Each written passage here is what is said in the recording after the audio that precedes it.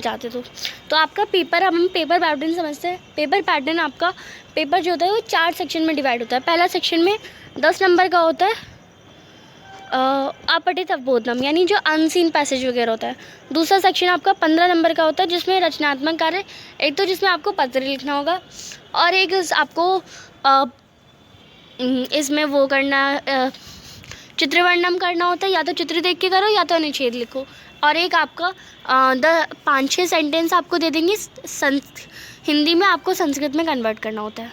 फिर section C अनुप्रयुक्त व्याकरण, और फिर यहाँ पे व्याकरण का काम आता है आपका कि व्याकरण में बहुत सारे टॉपिक्स आपके जस्ट लाइक समास, ये सब आपको इसमें करना होता है। देन सेक्शन डी यानी पठित अवबोधनम, जो आपने चैप्टर पढ़े, पहले तो आपका एक पठित अवबोधनम आएगा, फिर आपका इसमें पहले एक चैप्टर से क्वेश्चन होंगे एमसीक्यू टाइप, फिर एक पोएम से क्वेश्चन होंगे, फिर एक नाटक से क्वेश्चन होंगे, और फिर और प्रश्न निर्माण होते हैं। बाकी आगे हम पैटर्न में समझते हैं।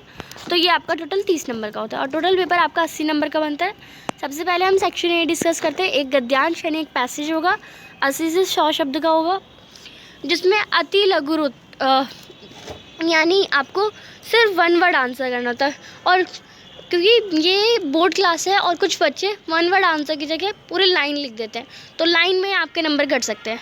ये मैं आपको जेन्युइन बता रही हूँ, क्योंकि मैंने प्री बोर्ड में एक बार लाइन लिख दी थी कि हाँ लाइन में तो वो वर्ड आ ही रहा है ना, बट नहीं, मैम ने काट दिया था। क्योंकि इससे पता चलता है कि आपको संस्कृत पढ़नी ही नहीं आती। कि अगर आप पूर्ण वाक्य का मतलब होता है पूरा वाक्य लिखो, और लघु यानी आपको 1 वर्ड लिखा है तो 1 वर्ड ही आंसर देना होता है। तो ये आपका 2 नंबर का आता है 1 वर्ड का। देन पूर्ण वाक्य भी जो 1 वर्ड होता है वो 1-1 नंबर के होते हैं, 2 क्वेश्चन होते हैं। और पूर्ण वाक्य 2 नंबर का होता है, 2 क्वेश्चन होते हैं, 4 नंबर यहाँ हो गया। फिर आपका आता है उसी पैसेज का शीर्षक लिखो, यानी ये स्टोरी, तो ये पैसेज आपने पढ़ लिया, अब इस पैसेज को कोई नाम देना है तो क्या नाम देंगे। तो समझ लो किसी बच्चे की स्टोरी है तो हम लिख देंगे उस बच्चे से रिलेटेड कुछ लिख देंगे, या हम कि वो बच्चा अगर परीक्षा में सफल हो रहा है तो सफलता ही कार्य की पूंजी है, कुछ इस टाइप से आपको शीर्षक लिखना होता है। तो एक तो ये कार्य करना होता है, 1 नंबर का ये होता है। फिर भाष्य कार्य बहुविकल्पीय क्वेश्चन, यानी यहाँ पे 3 क्वेश्चन आपको होते हैं, एमसीक्यू टाइप ही होते हैं, वो 1-1 नंबर के होते हैं। तो वो आप जब आप ग्रामर पढ़ेंगे तो आपको अच्छे से समझ आएगा। और ये पूरा 10 नंबर का यहाँ पे कंप्लीट होता है। देन सेक्शन बी स्टार्ट होता है, औपचारिक या अनौपचारिक पत्र, दोनों में से कोई एक ही आता है। और मंजूषा आपको दे रखी होती है। मंजूषा इसमें ये होती है जस्ट लाइक आपको पूरा जो है पूरा पत्र लिखना नहीं होता है। पूरे पत्र में 10 ऐसी जगह छूट रखी होंगी, 10 मार्किंग हटा रखी होती है, और वो मंजूषा नीचे दे रखी होती है। उस मार्किंग को हिसाब से सही जगह पे सही शब्द आपको लिखना होता है। और वो तभी आएगा जब आपको पत्र पढ़ना आएगा, पत्र का टॉपिक समझ आ गया तो एक बार सब समझ आ गया। तो ये आपका और एक फिलिंग, क्योंकि 10 फिलिंग होती है, 10 जगह आपको पढ़ना होता है, तो अगर एक जगह भी गलत हो गया तो आधा नंबर कट, और एक गलत तो दूसरा गलत, तो दूसरा गलत तो तीसरा गलत, ऐसे पूरा गलत हो जाता है सब बच्चों का। और मेरे भी ज़्यादा नहीं आते थे, हमेशा पत्र में ही ज़्यादातर करते, तो स्टार्टिंग से आपको पत्र की प्रैक्टिस करती जानी होती है। तो ये आपका 5 नंबर का होता है पत्र। फिर चित्र वर्णन या अनुच्छेद लेखन आपको करना है, ये 5 नंबर का होगा। देन हिंदी वाक्य जो दे रखे होंगे उसे संस्कृत में करना है, वो भी 5 नंबर का होगा। और यहाँ पे टोटल 15 नंबर का आपका सेक्शन बी ख़त्म होता है। देन सेक्शन सी में संधि के क्वेश्चन होंगे, लघुवात्मक यानी आपको आंसर करना होगा, यानी आपको लिखना होगा।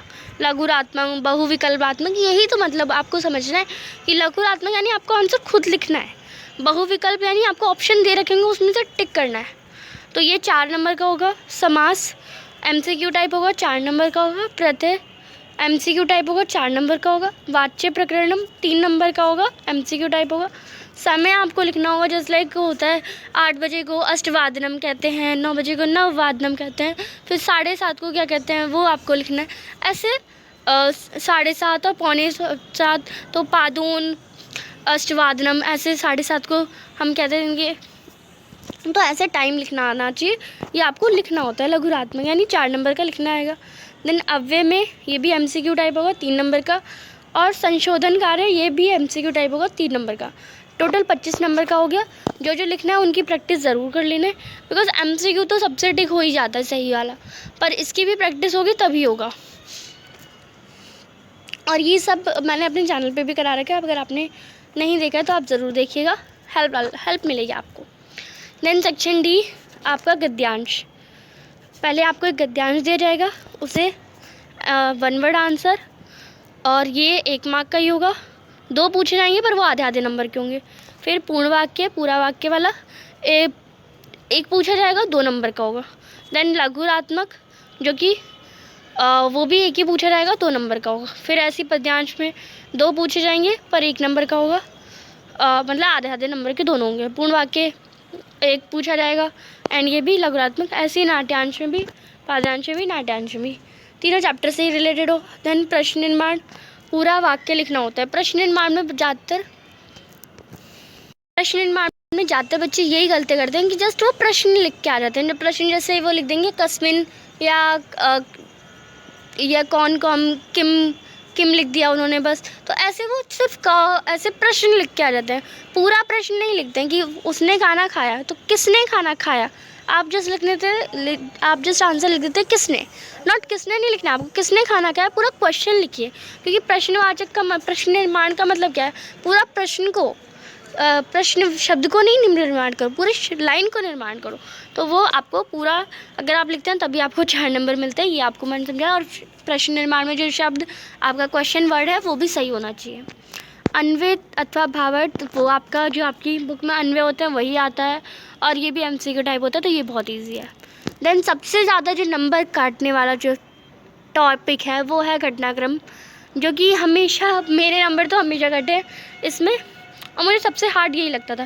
बिकॉज इसके लिए जो आपको चैप्टर की लाइन बाय लाइन पता होनी चाहिए आपको कि इस लाइन के बाद ये लिखा है, और आपको संस्कृत अच्छे से समझ आनी चाहिए पढ़ने के बाद, क्योंकि एक वर्ड भी आपको समझ नहीं आए ना तो आपका पूरी लाइन गलत हो सकती है। और 8, क्योंकि आधे आधे नंबर का, अगर आपको एक को भी गलत लगा है तो आधे आधे नंबर, 1 नंबर तो कट ही गया तब। और ये 4 नंबर का होता है, मेरे कभी फुल 4 नहीं आए, 2 3 ऐसे ही आते थे, तो ये आपको ध्यान रखना। और ये कुछ गिने चुने चैप्टर होते हैं, जैसे लाइक चैप्टर 2 है आपका, वो आपका इससे चैप्टर, तो इसके लिए गिने चुने चैप्टर होते हैं, उन्हें ही आपको लाइन बाय लाइन पढ़ना होता है। नाटक में से नहीं आता, पोएम में से नहीं आता, और अन्वय वाले चैप्टर से नहीं आता जिसमें श्लोक होते हैं, ये सब चैप्टर में से नहीं आता। बस जो चैप्टर डिटेलिंग में होता है उन्हीं चैप्टर से आते हैं घटनाक्रम, तो उसके लिए आपको प्रिपेयर करना है।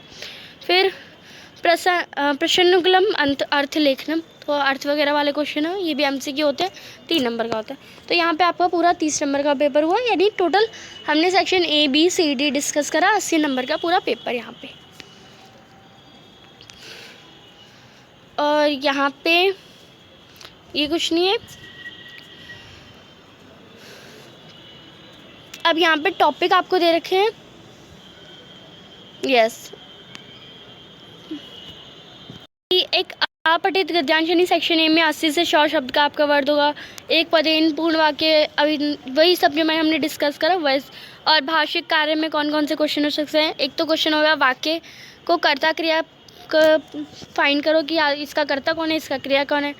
और विशेषण या विशेष्य पहचानो, या पर्यायवाची विलोम पहचानो, तो यही। और MCQ दे रखा था वो आपको देखना होता है। तो ये तो आपका फर्स्ट क्वेश्चन से हो गया। सेकेंड क्वेश्चन में आपको औपचारिक अनौपचारिक पद लिखना होता है, चित्र ये वगैरह, ये तो सेम वही है। देन सेक्शन D में ये आपको ध्यान रखने वाली बात है, यहाँ से आपका सिलेबस असली स्टार्ट हुआ है। संधि कार्य में कौन कौन सी संधि आएगी, एक तो व्यंजन संधि में आपकी आएगी वर्गे प्रथम वर्ण से तृतीय वर्ग परिवर्तनम, यानी प्रथम वर्ण को तृतीय वर्ण से, यानी किसी भी शब्द का, जैसे लाइक मैंने लिख दिया अमन ही लिख दिया, हमने हर चैनल का नाम ही लिख दिया अमन, और यहाँ पे हमने लिख दिया नमन, यानी किसी भी शब्द के पहले वर्ण को तीसरे वर्ण में परिवर्तन करना। ऐसे संस्कृत में अलग होता है, बट मैंने आपको ऐसे समझाने के लिए बता रही हूँ। तो ऐसे ये आपका एक टॉपिक होगा। फिर प्रथम वर्ण पंचम वर्ण, फिर प्रथम वर्ण को पंचम वर्ण से, यानी जस्ट लाइक यहाँ पे अमन है और यहाँ पे नमन है, तो प्रथम वर्ण को तीसरे वर्ण से परिवर्तन आएगा।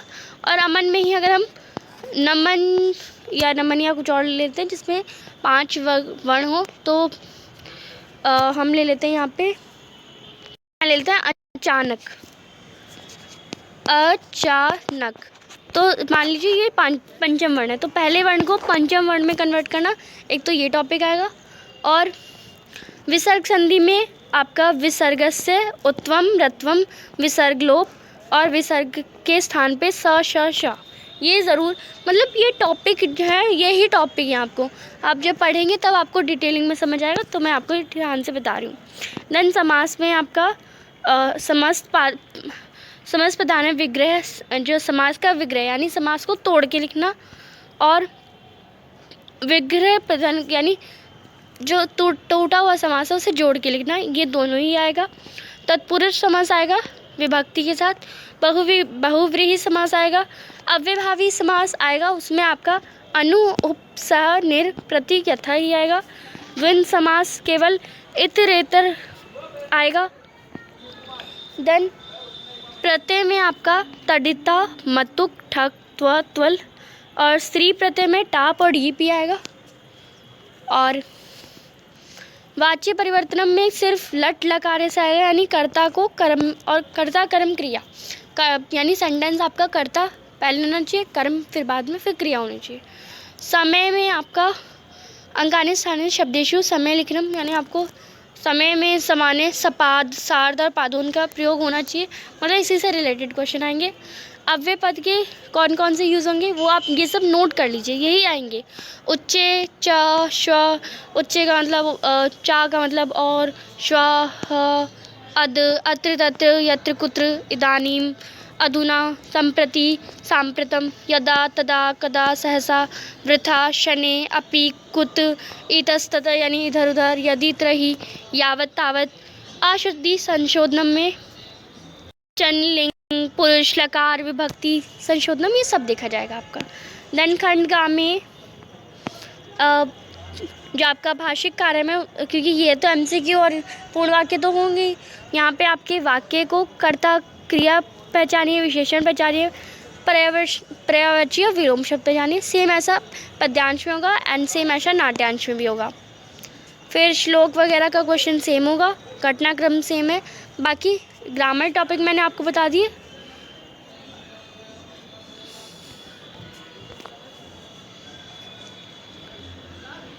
एंड ये आपके पहले चैप्टर होगा, प्रथम पार्ट आपका शुचि पर्यावरणम, दूसरा चैप्टर होगा बुद्धि बलवृत्ति सदा, चौथा चैप्टर होगा शिशु लालनम, पांचवा चैप्टर आपका होगा जननी तुल्य वत्सला, छठा चैप्टर आपका होगा सुभाषितानी, सातवां चैप्टर होगा सौहार्द प्रकृति शोभा, आठवां चैप्टर होगा विचित्र साक्षी, नौवां चैप्टर होगा सुक्त्य, और 12वां चैप्टर आपका होगा अनियुक्त्य। ये चैप्टर आएंगे आपके सिलेबस में। एंड बुक आपकी होगी शेमोशी पाठ्य पुस्तक भाग 2, और ये आपका पूरा सिलेबस मैंने आपको बता दिया। यहाँ पे चैनल को अभी तक सब्सक्राइब नहीं किया तो सब्सक्राइब ज़रूर कर लीजिए।